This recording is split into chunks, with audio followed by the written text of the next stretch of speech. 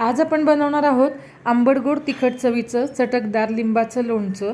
अगदी वर्षभर टिकतं, त्याचबरोबर या पद्धतीचं लोणचं उपासालाही चालतं। चला तर रेसिपीला सुरुवात करूया। गोड लिंबाच्या लोणच्यासाठी इथं आपण पिवळ्या सालीची लिंब घेतलेली आहेत। 20 म्हणजेच वजनाने हे 500 ग्रॅम इतकी आहेत। अशीच पिवळ्या सालीची रसदार लिंब आपल्याला पाहिजेत लोणच्यासाठी। हिरव्या सालीची जाड किंवा डागाळलेली लिंब आपल्याला घ्यायची नाहीत, कारण की त्यामुळे आपलं लोणचं पटकन खराब होतं। अशा पद्धतीने मी सगळी लिंब चिरून घेतलेली आहेत। साधारणपणे एका लिंबाच्या आपण 8 फोडी केलेल्या आहेत। तुम्हाला हवं असेल तर तुम्ही 4ही करू शकतात। जेव्हा मी लिंबाचे 2 भाग केले, त्यामध्ये बिया सगळ्या ज्या आहेत त्यातल्या शक्य तेवढ्या आपण इथं काढून घेतलेल्या आहेत। शक्यतो बिया काढून घ्यायच्या, जेणेकरून आपलं लोणचं कडवट होणार नाही। जर तुम्ही बिया तशाच ठेवला तर लोणचं कडू होतं। आपण 8 फोडी करून घ्यायच्या आहेत अशा पद्धतीने।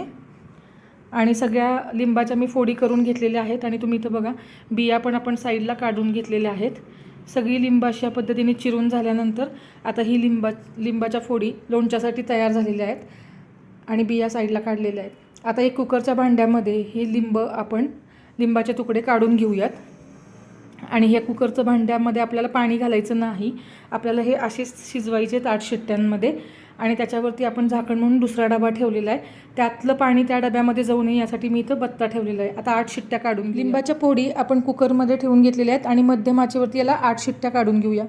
8 शिट्ट्या आता झालेल्या आहेत आणि थंड झाल्यानंतर कुकर आपण उघडून घेतला आणि अशा पद्धतीने बत्ता ठेवल्यामुळं कुकरमधलं पाणी त्या भांड्यामध्ये गेलं नाही आणि फक्त हे लिंबाचाच रस आहे सुटलेला, त्यामध्ये कुठलंही एक्स्ट्राचं पाणी नाही।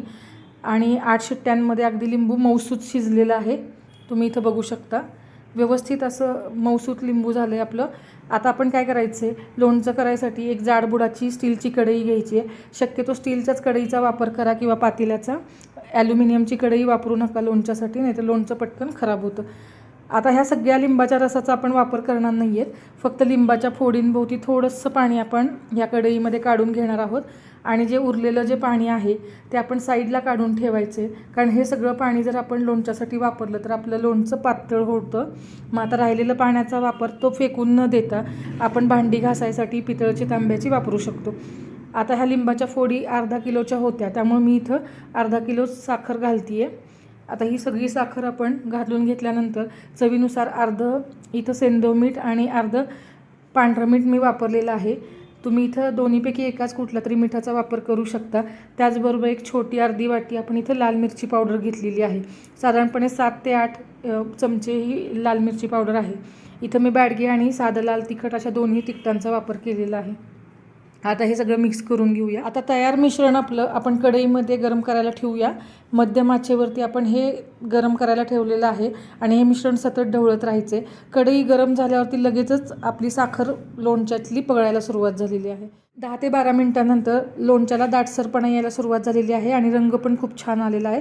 आपल्याला हा पाक खूप जास्त शिजवायचा नाही, जर तो जास्त शिजला गेला तर त्यातल्या लोणच्याच्या फोडी कडक होतात। थोडंसं एका पळीवरती दाटसर झालेलं मिश्रण थेंबर टाकून घ्यायचं आणि 2 बोटांच्या मध्ये चेक करून घ्यायचं।